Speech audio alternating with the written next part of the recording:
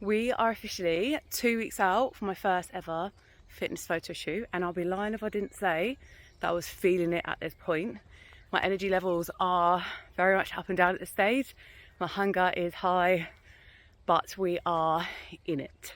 And I really just want to show you what this stage kind of looks like. So this month in April, we started a live class workout challenge, which I'll be honest, I'm absolutely loving. But of course, it has taken a lot more of my time, lots of planning, and of course, a lot of energy in these classes, which I am loving. But of course, this extra energy whilst on slightly lower calories and trying to keep up with my own training has been pretty tough, to say the least.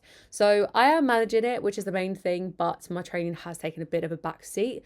This day, we actually managed to do a little bit of a session. I haven't been prioritizing the whole session, but I have still been on my pull-ups, which was a goal last year, which we absolutely smashed last month. I got my first ever unassisted pull-up, and I am so buzzing still. I literally cried my eyes out when I hit it. So this next goal is literally just to get to that second pull-up and make sure it feels a lot more smoother, which I'm really, really proud of. So if I'm not doing a full workout, I'm at least getting some pull-ups in place. I stepped on the scales this morning and we hit 80.8. I've not seen those numbers since I worked in Cyprus, which was 6 years ago, so the year before lockdown. And obviously this whole journey has been very much about kind of just beating the last transformation, which was like a postpartum one, which although I was really happy and confident, I didn't really have what I was looking for. And then obviously the journey's changed, but this time I can really start to see the shape coming in. I can see more the leanness rather than just sort of weight loss and looking smaller. I'm actually starting to see the leanness, the tone, that kind of actual fat loss effect, which is really exciting. But it's just been such a long time since I've seen those numbers. So really, really excited. Obviously, the initial goal in January was to hit 10 kilograms loss overall, which I knew would be quite hard.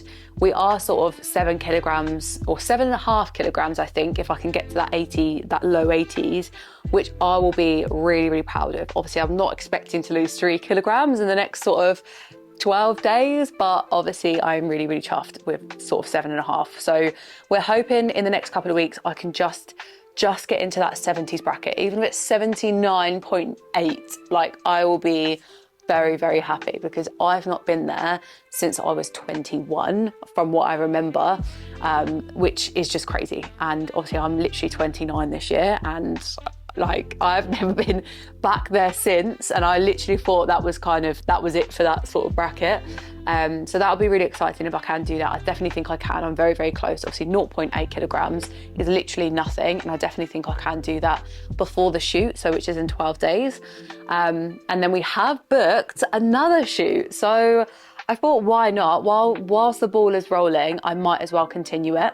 So we have booked a second shoot in Manchester next month, so the end of May. So hopefully, again, we can maybe just chip away to that sort of 10 kilogram goal. And then we have got our client sort of our empowerment edit shoot. So it's a big group shoot on the beach, which is early July. So that will give me an extra sort of 6 weeks post that second shoot. So lots of time. So I think for me, that's going to be the end goal.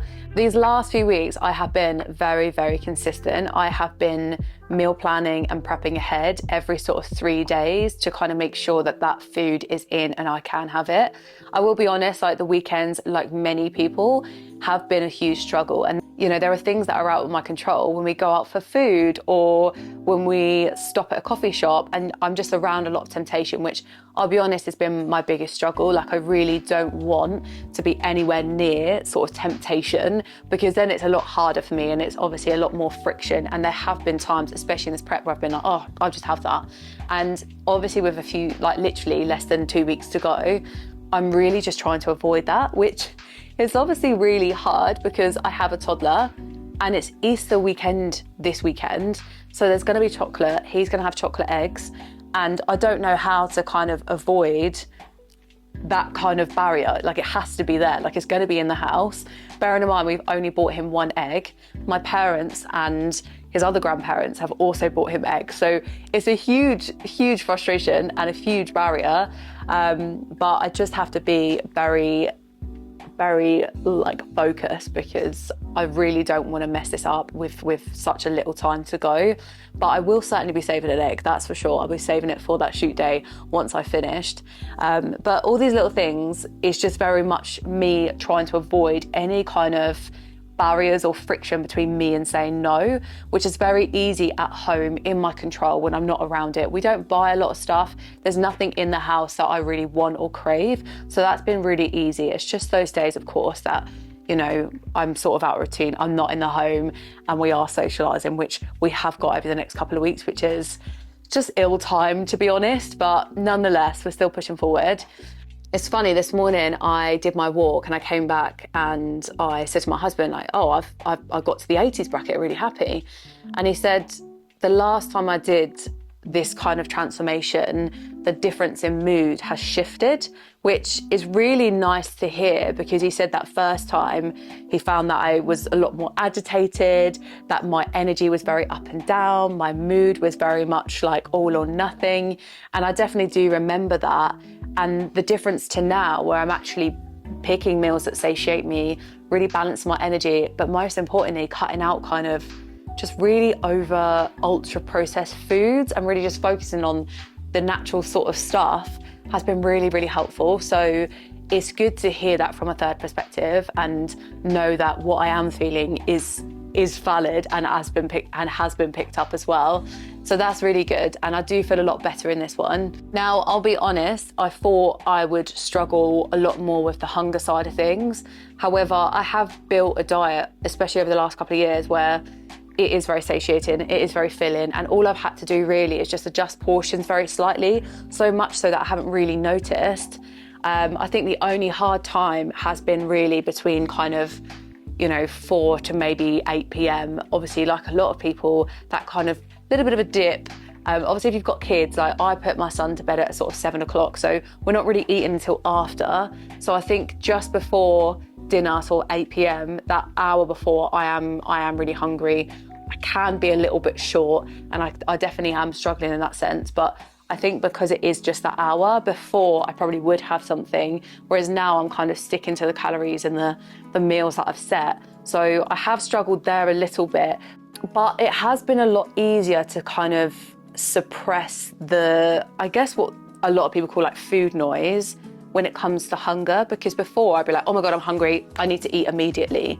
Whereas now I've kind of challenged myself to be like, I mean, it sounds bad, I think, but just be like, right, I know you're hungry, just give it 5 minutes. Like, it's fine, we're gonna have dinner very soon, like just ignore it for 5 minutes. And kind of delaying that effect has weirdly got a lot better.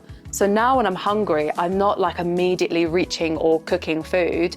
I'm just giving it some time and being like, it's okay, like nothing bad's gonna happen. You're not gonna suddenly keel over. You're not gonna, you know, I'm not getting agitated and my energy's not suddenly dropping where I'm shaking on the floor. It's just, I'm a little bit hungry and that's it. And actually in the last sort of month where I've kind of just been like, it's fine, just surpassing it or putting it to the back of my mind and just ignoring it for 5 minutes. And actually built up has been a lot easier than I'd thought it'd be. Like I generally thought that would be my real struggle, and you know, having that drop of energy and feeling really agitated, I've not noticed that much. And I don't know if that's because of the new foods that I have kind of introduced in this cart, but it's certainly helped. So this month, some things that have changed. I have reduced my training quite a lot. We started an April challenge, which is very much class-based, which has been amazing.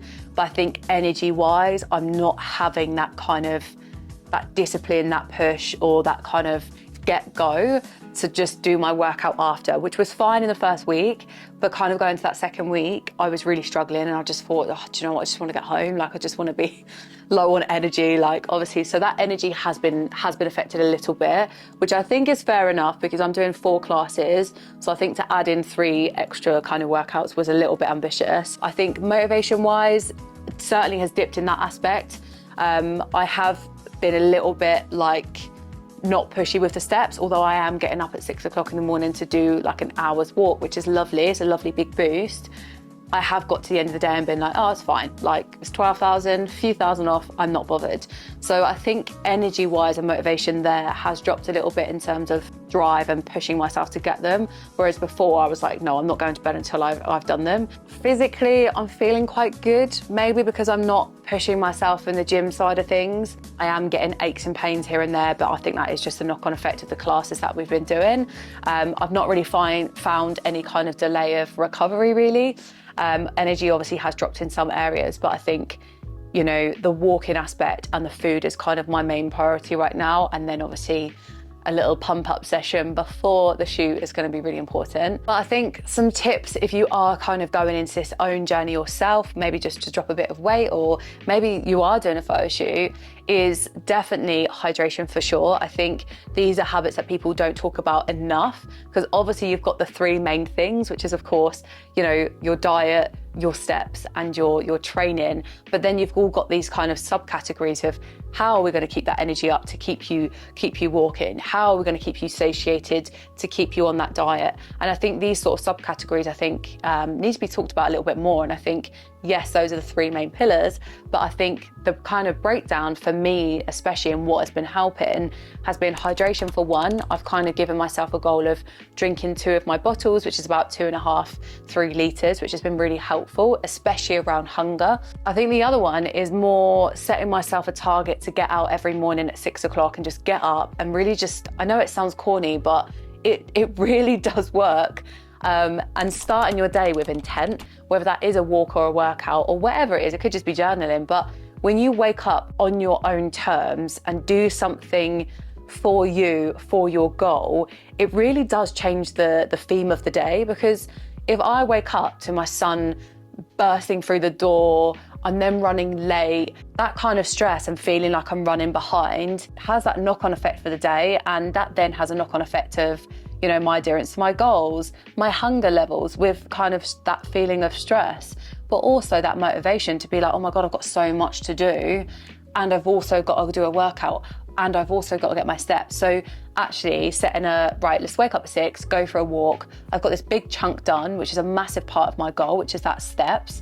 But that kind of mini category is like, right, just get up and start your day with intent. And it honestly has been a massive game changer. And I think seeing my watch, you know, midway through the day and seeing such a massive chunk done is a real big boost of motivation to be like, oh, well, I can definitely get the rest, you know, this evening. There's no pressure on it. And then lastly, I think just planning. Obviously, I have a very regular breakfast, a very regular lunch, but planning this in and making sure that, you know, I've got these things on the food shop, but also that I've got a backup as well. Because if for whatever reason I can't have those regular breakfast or lunch, what am I gonna have as a backup is going to be really, really important. Because I think so many people are trying so hard to be good that if they can't be 100%, they're literally nothing. So it's really important to have that kind of middle ground, that backup that's not quite the A plan, but something that's still going to keep working towards your goals that isn't quite what you wanted.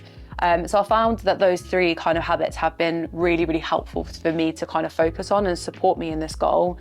And I'll be honest, it has made it so much easier. This whole process has been, you know, it has been quite fast, to be honest. Like, I'll be honest, this whole process has just been so much easier. There's not been a lot of thinking for it. It's just been very much tweaking things, reflecting on what has worked, what can I do better, you know, like the walks that I introduced last month, and just progressing that 1% every week and looking at where we can tweak things, whether it's a certain portion or even a certain food that I'm adding or how I'm getting my steps, has been a real game changer. And I think using that week by week reflection, kind of like what we do with our coaching, does really, really work. We have 11 days to go. I'm feeling really proud, to be honest. Really, really nervous because I've never actually done my own fitness photo shoot solo. And also because it's literally 10, 11 days, I'm in that mentality of like, oh, should I sabotage? Like, shall I have this? So sticking to the plan is just really, really important, and just making sure that I'm taking it day by day, because I think knowing how close this is, I'll be honest, I'm like, is sparking like, oh, am I craving something? So just trying to dampen that and just stick to the plan and understand that it is just 11 days. But I'm hoping on the next episode, I will show you what I kind of eat in a day, what it kind of looks like, and how I kind of sustain this energy and this diet that I've built, you know, over the last couple of years, to be honest, with those sort of tweaks to portions and what I've kind of done with some of the rules and strategies that we put in place for our clients, and how that's really helping me kind of just bring that hunger down, but keep that energy as high as it can be in a sort of prep as a mum with a business. And also we'll be doing another video in that kind of peak week, which starts literally next week. I can't believe it. So what I'm doing in that process to kind of make myself look as best as I can on the day of the shoot. So hopefully some glam coming in place as well. But if you've ever wondered what it really looks like to prep for a photo shoot as a busy mum, then obviously follow along, because I cannot wait to show you the next sort of 12 days and how it looks like on the actual shoot as well. So don't forget to like and subscribe to follow along.